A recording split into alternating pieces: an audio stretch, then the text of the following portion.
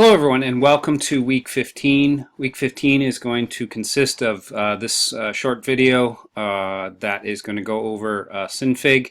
As mentioned before, Synfig is an alternative to Flash.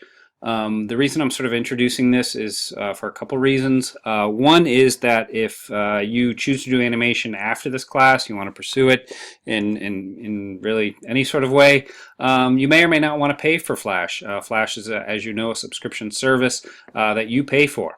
Synfig is not. Synfig is a what's called free and open source piece of software. I won't go into it too much, but open source basically means that this is a piece of software that is constantly evolving, that its users are changing it, suggesting updates in order for it to become a better piece of software. It was a piece of software that was abandoned by a company years ago, but was sort of released as what's called open source. People are now allowed to take it, do things that they want to it, customize it, but what you downloaded is possibly, is basically the latest version of it. It is very similar to Flash in the sense that it is an animation 2D, a 2D animation program. As you can sort of see just by the screen what we're looking at, you probably notice some similarities in terms of a timeline, a stage, a toolbox, and some other windows over here. I'm going to be going over some very, very basic things in Synfig. The idea with this is that, again, using it post 2D animation, but also just sort of introducing a different way to think about how something is animated. I sort of consider all these tools just that, tools. Hopefully we've gotten to the point where we're more concerned with the sort of narrative qualities of our movies and less so with the sort of technical side of things. You guys have the basics down for the most part at this point. Creating a movie is really sort of hopefully based on the narrative, the idea that you're trying to get across, and less so the sort of bells and whistles of that animation program. Sort of similar reasons as to why I introduced the video last week. So what I'm going to do is I'm going to go over these. There's going to be two exercises, one this week and one next week. They are both due after, next week.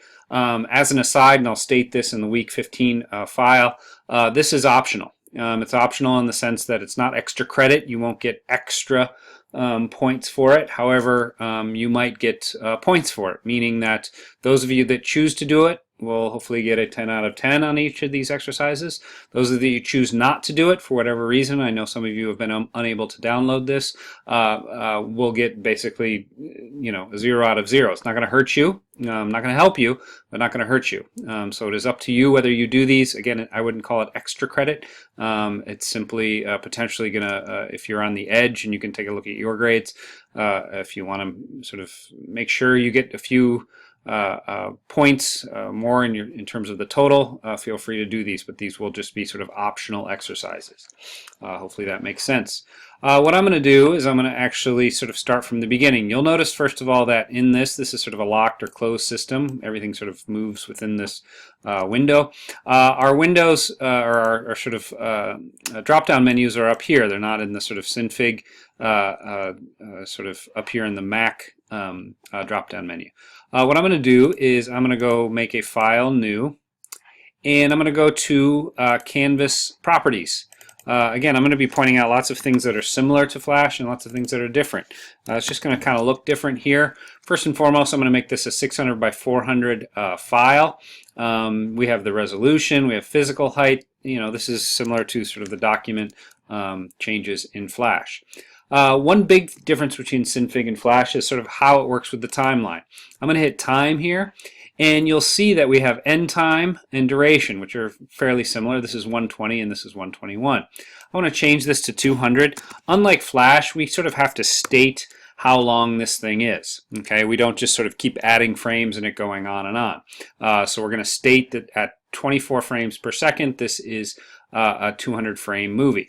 You can always go back and change this so as to give yourself a little bit more time, but at this point we have about an 8-second movie. I'm going to hit apply and then close. That's a little bit different. I'm going to zoom out here.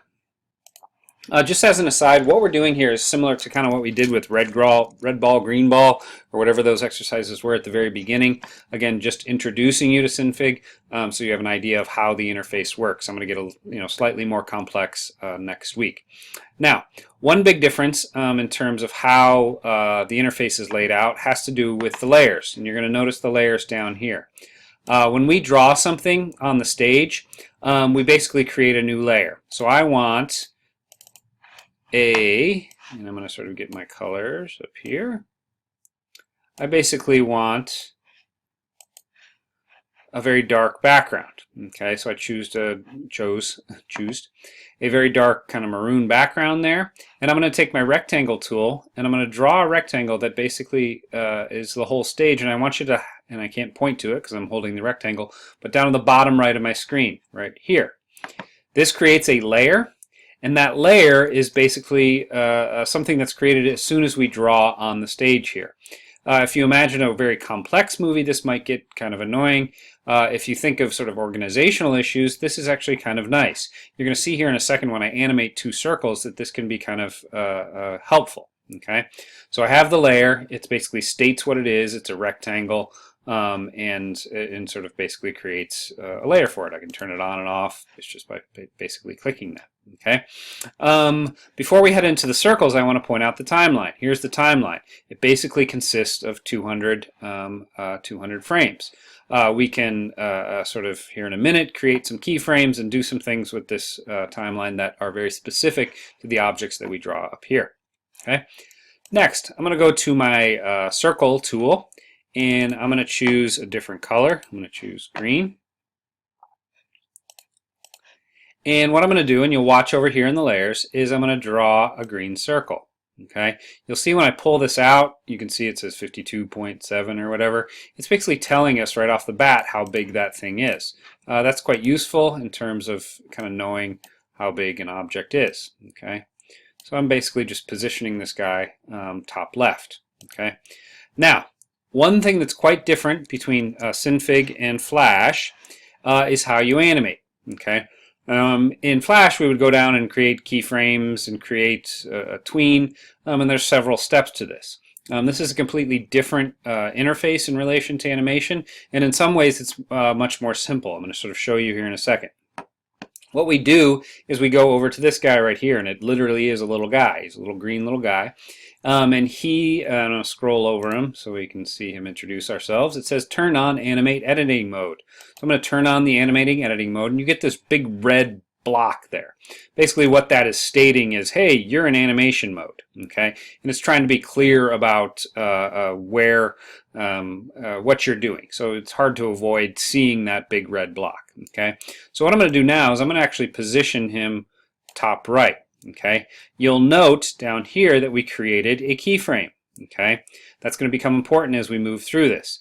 I'm going to move the playhead up to 70 or 72, about a fourth of the way, and I'm going to move our guy over here. Okay, you'll note that it's created another keyframe. Okay, so we're simply just moving from one spot to another. I'm going to go up to frame 144, or about 3/4 of the way through. I'm going to move down here. And then I'm going to move all the way to the end and move this guy here. Okay. You should note if you pull your playhead back and forth that you've moved this all the way around. Okay. Now that I'm done editing, I might want to turn that editing mode off. Okay. The animation editing mode off. Okay. Now, one interesting thing about these keyframes is, and this isn't all that different from Flash, but it's a little even easier. I can sort of pull these and move them wherever I want. Okay, I can sort of make an animation move more quickly, meaning from that point to that point, and then it slows down. And then when we get here, it speeds back up because the animation is happening over either sort of longer or shorter period. I'm going to sort of put this back. And we can do that all without actually being in that editing mode. Okay. What I'm going to do now is basically create another, and this time I'll do it in red.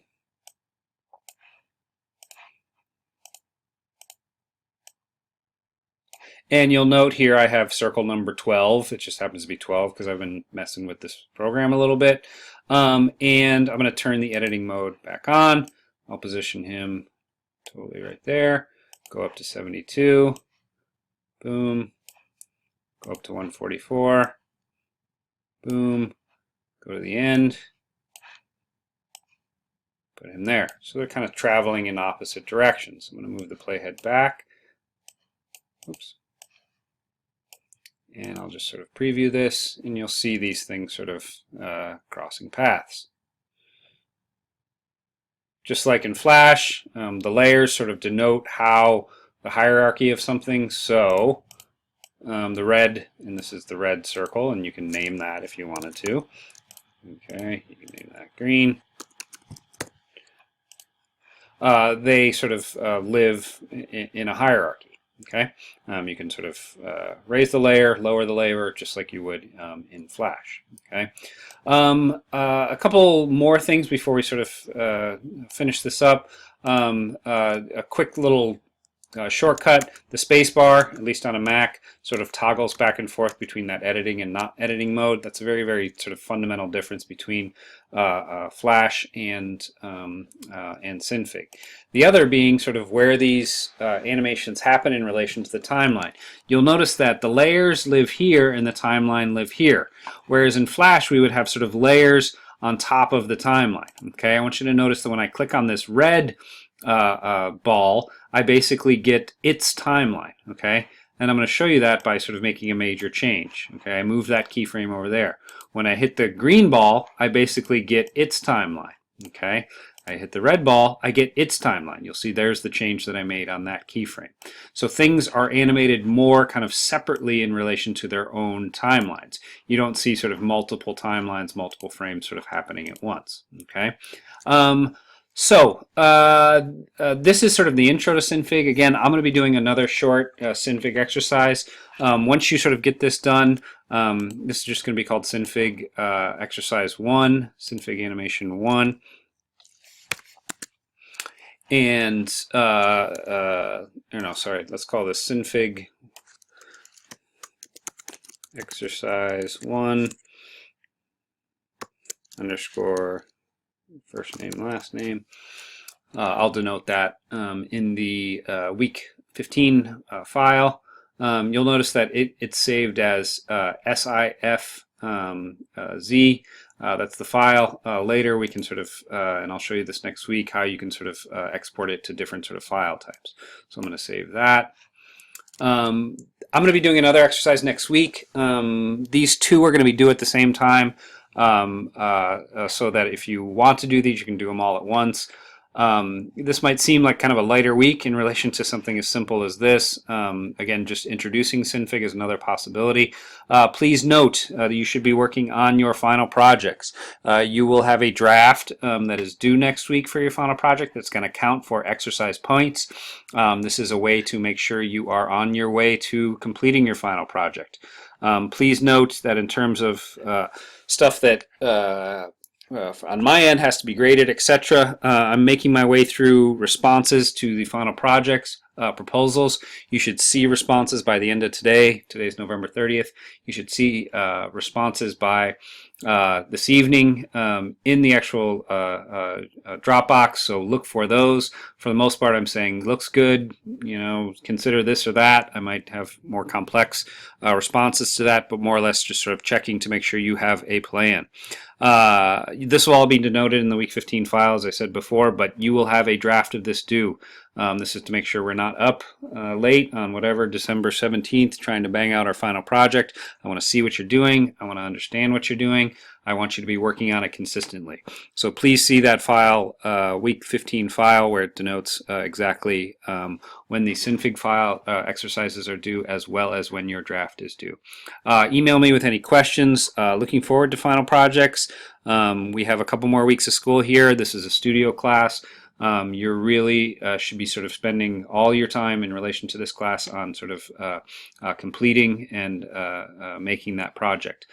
Please note that I'm also about through with commenting on Project 4's Any critique I make of your project or any other project, I critique and sort of note what was said by you guys as well as my own insight. These are hopefully things that are going to help you as you move into that final project. Please go back and read yours, read other people's, because I would consider those hopefully helpful in relation to how you approach your final project. So good luck with the Synfig exercises and your final project, and email me with any questions.